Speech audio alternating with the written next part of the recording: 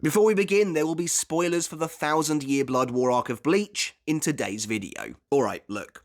I know Shinji has traditionally been the butt of the joke on this channel in the past, but now I think it's finally time to give him his dues and be upfront about the character's treatment. Shinji Hirako deserved better. In a sense, this statement extends to all the Vizards in Bleach. What was once the most anticipated faction in the series is now completely synonymous with failure and embarrassment. Almost every single Vizard suffering some form of terrible fate at one point or another throughout the story. Never is this truer than in the 1000-Year Blood War arc, where half of the Vizard barely show up, while the other half have importance dangled in front of them, only to have it snatched away again almost instantly. But of all the masked warriors, Shinji definitely has it the worst and is the stranger for it. What I mean is, Shinji is a character that I actively can't figure out. I can't figure out what Kubo's angle was with him. If the Vizard had been relegated to being one-time appearances in the Arrancar arc only, I guess I could understand his role better, but they're not. When several of them are reinstated into the Gotei 13 after the battle with Aizen, that brings with it, I think, a reasonable expectation of some kind of relevance that the Vizards simply do not live up to. When I say Shinji has it the worst, I don't mean he has the least amount of screen time or anything like that, because he obviously doesn't. But when you consider all of the advantages that Shinji has going for him as a character, it gets really weird to think about. I mean, really, the character kind of has it all. He's popular with the fans, he's the de facto leader of the Vizard faction, he has a personal history with the series' main villain, and of many of the, shall we say, newer supporting cast members, he fosters one of the best and closest relationships with Ichigo himself. And yet Kubo just never quite throws this character a bone, and it goes all the way back to some of his earliest appearances. So, setting all jokes aside, let's take a look at the disappointing trajectory of Shinji Hirako in Bleach, an excellent character that simply deserved better than he got. So, let's begin by returning to that statement I made at the end of the intro there. How Shinji Hirako is one of the characters that just has it all, and he really does, narratively speaking, to the point where it's weird that Kubo wouldn't want to include him more than he already did.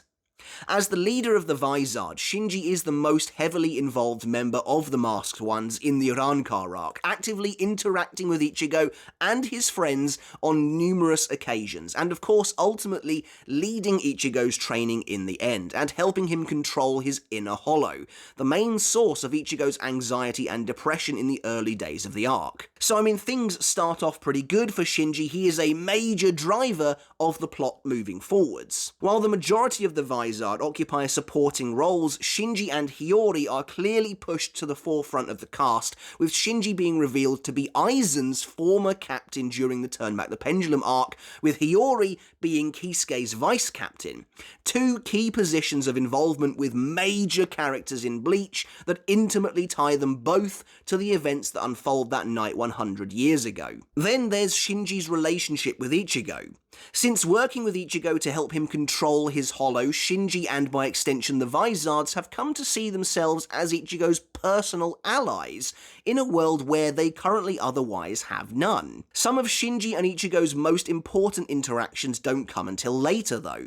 In the Lost Agent arc, when the Gotei 13 has perhaps never felt more distance from Ichigo than ever before, Shinji, newly reinstated, approaches Ichigo on a personal, human level. In this scene, which I do think works really well, Kubo wisely contrasts Shinji with Soifon, a captain with whom Ichigo has no relationship whatsoever, and a captain that represents the all-business nature of a more traditional Gotei. Soifon can't fathom why Ichigo would want to give Ginjo Kugo a proper burial. After all, he's a criminal who betrayed the Soul Society and murdered numerous Shinigami. But while I'm not saying that doesn't matter to Ichigo, that's not what he has to wrestle with inside in this moment.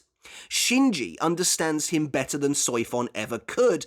Ginjo's biggest crime in Ichigo's eyes on a personal level was messing with his friends and family, and Shinji wonders if Ichigo can ever really forgive that. This is the key to Shinji's success. Or it should have been anyway.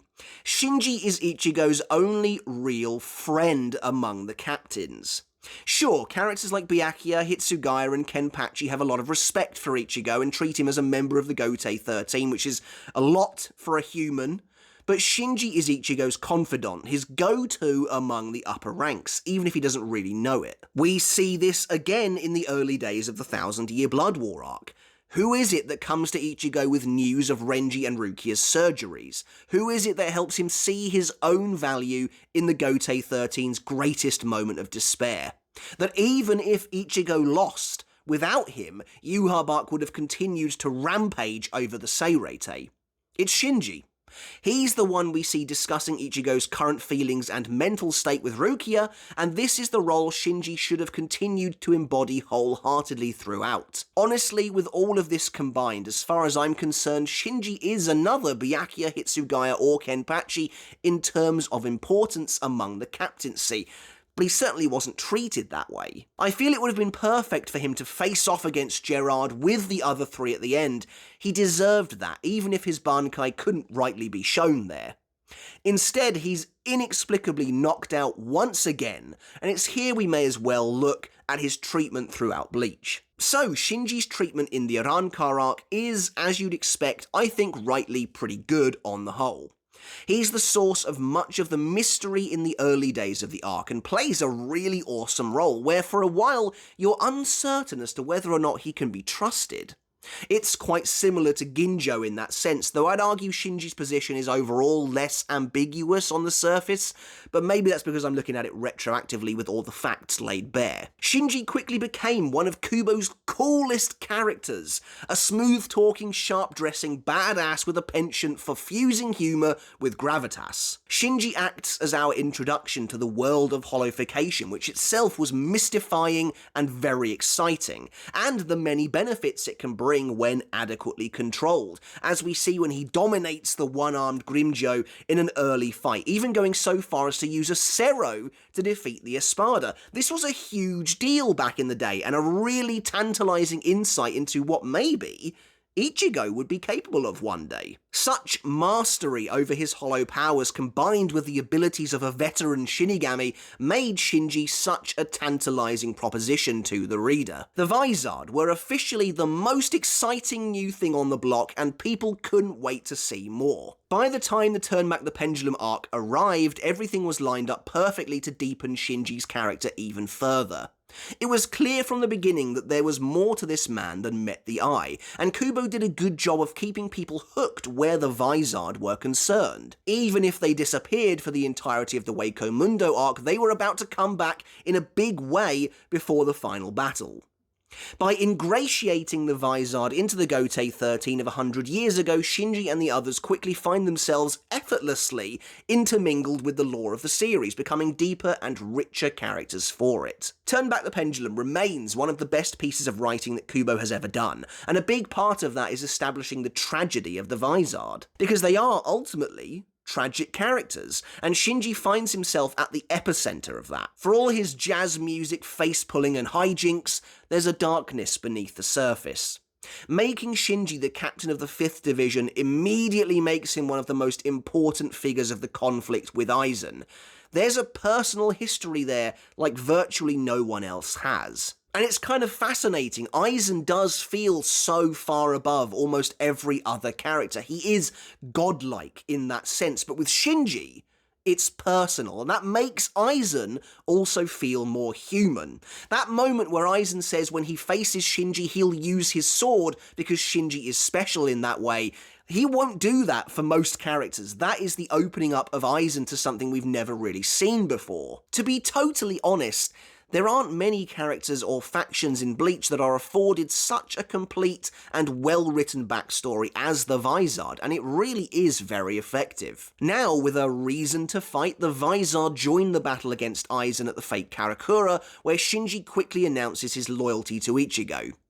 Admittedly, I'm not sure where this fierce loyalty comes from. I assume it's the simple fact that Ichigo is a Vizard as well, maybe that he's an ally of Urahara, making him one of them in their eyes. But things are still good here for Shinji's character.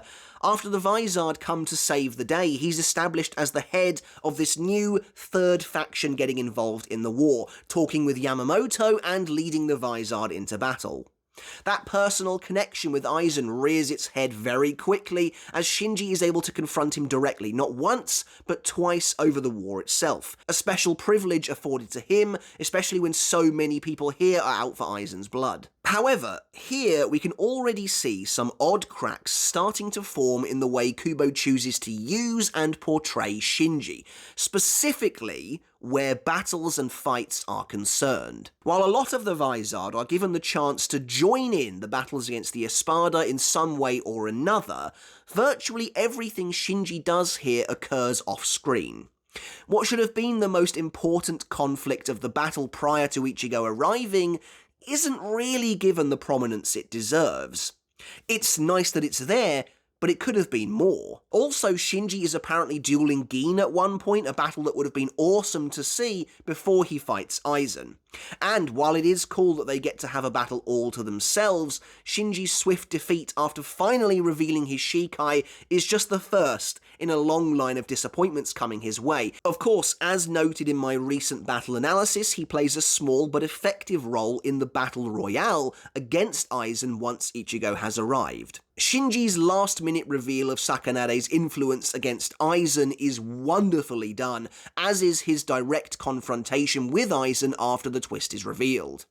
Once again, I don't think Shinji would have gone down in one hit along with Kyoraku, but there you go. I don't know what I want from the character in this instance. I guess that's part of the problem here, and maybe Kubo felt the same way. While the other Vizard are able to fight the Espada with varying degrees of success, with Hachi even scoring an awesome win, Shinji is mostly sidelined due to his predilection to facing Aizen, but that time never really comes in a way that's totally satisfying. I guess I just wanted a bit more from Shinji here. This is his moment, 100 years in the making. His vice captain is the one they are all there to fight, so I kind of would have liked a little more oomph from the character. I know he goes for Aizen's head immediately, which is nice, but I don't know, just something a bit more. I love that he's the first person in the series to put a scratch on Aizen though. That is exactly the sort of thing I wanted from him. Ultimately, Shinji's role in the Fate Karakura Town arc is fine.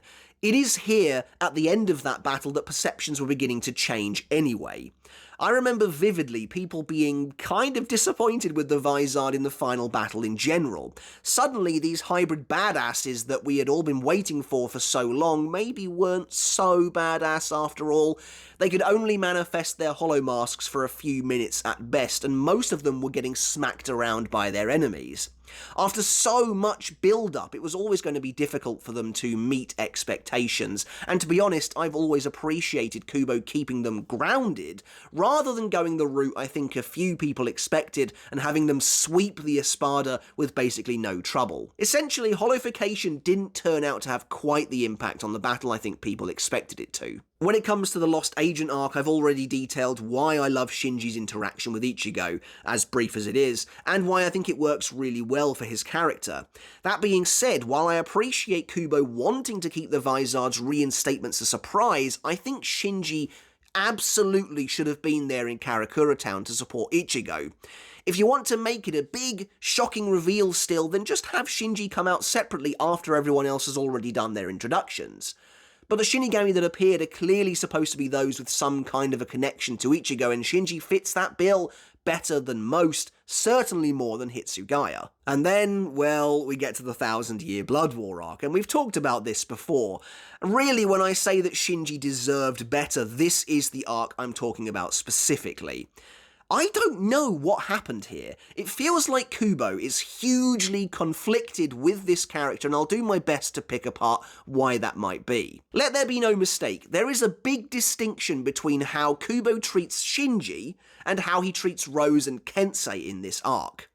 While all three are newly reinstated captains, we're given very little face time with Rose and Kensei in comparison, and there seems to be, I would say, no expectation of them whatsoever. While they are very cool characters in their own right, I've gone on record saying I'm a big fan of Rose, compared with most captains they are so clearly seen as fodder by Kubo to be used to help others in the spotlight, others that have simply been around in the story for longer.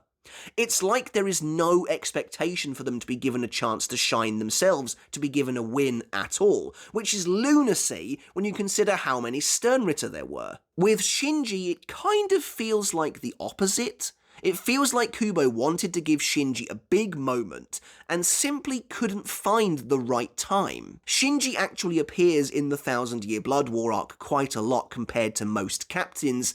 Despite him getting beaten up almost all the time, he appears consistently throughout, even returning to the Shinigami stronghold with everyone else, and travelling to the royal palace. The problem is, because Kubo can't find the right time to include him, it seems instead Shinji gets dunked on in nearly every scene he's in. After briefly messing with Bambietta's head, she instantly defeats him the moment she activates her Volstern dish.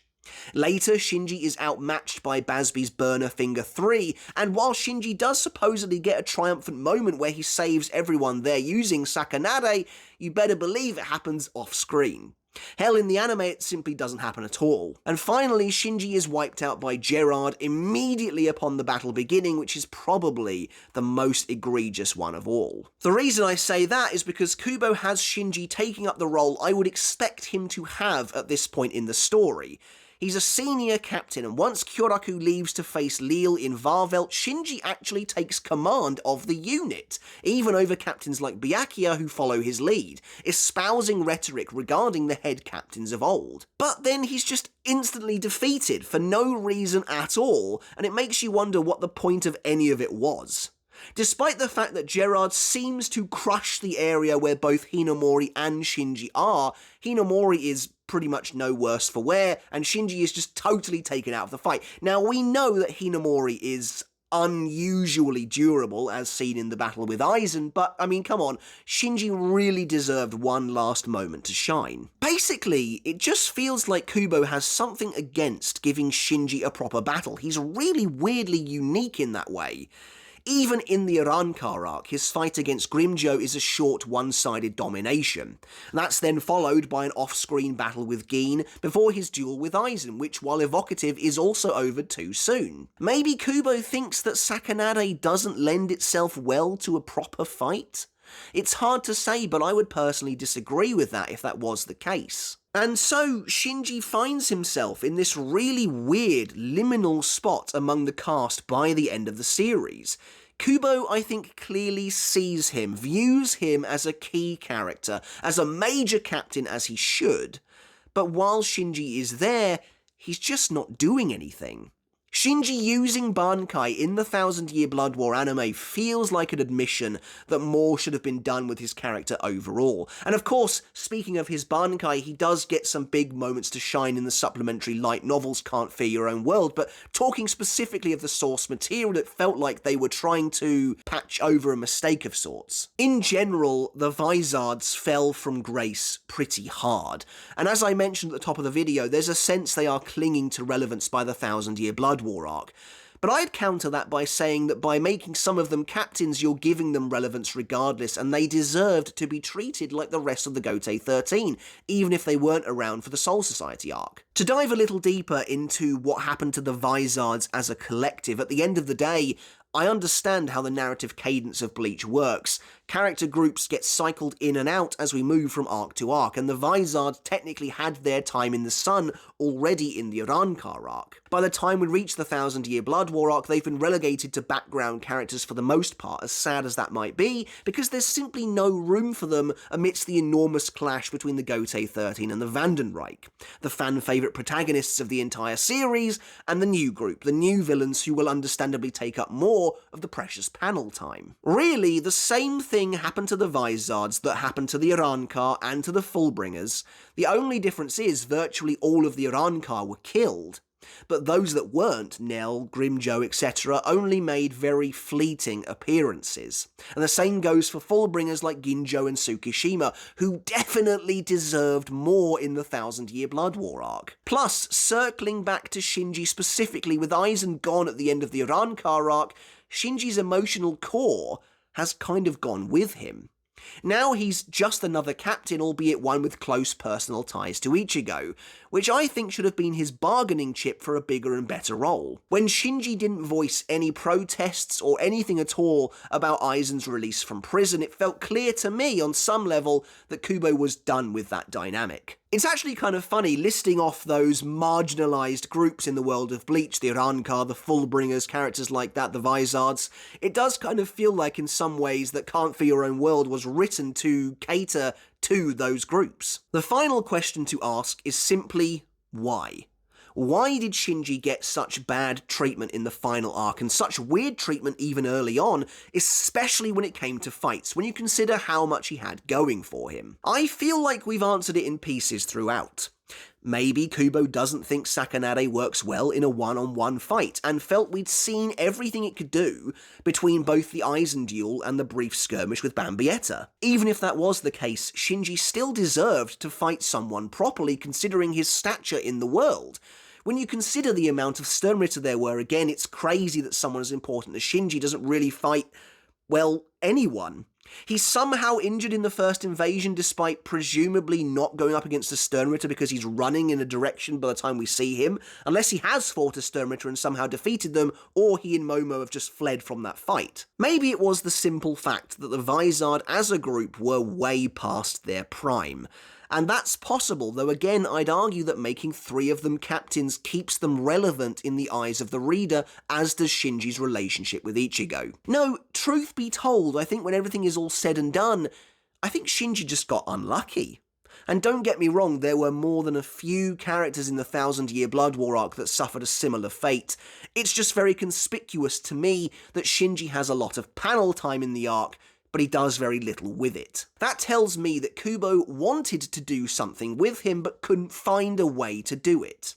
In the end, Shinji Hirako, for as awesome a character as he is, deserved better than he got, especially towards the end. If the Hell arc ever does happen, maybe that will finally be time for Shinji to actually shine. But that's it for the video, guys. I really hope you enjoyed it. Let me know your thoughts down in the comments below. Did Shinji deserve better than he got in the series? What do you think about this character's portrayal in the Urankar arc, that small moment we get of him in The Lost Agent, and of course the Thousand Year Blood War arc? What would you have liked to have seen done differently with Shinji, if anything at all? Do please let me know down in the comments. And as always, I want to finish up by saying a massive thank you to my supporters over on Patreon. I really do appreciate each and every one of you so very much. It means the absolute world to me. And if you enjoy what I do here over on my channel, you can support me on Patreon as well to get your name in the credits like this, and to get every single video totally ad-free. But that's it from me, guys. Until next time, I'll catch you later, and I'll see you then.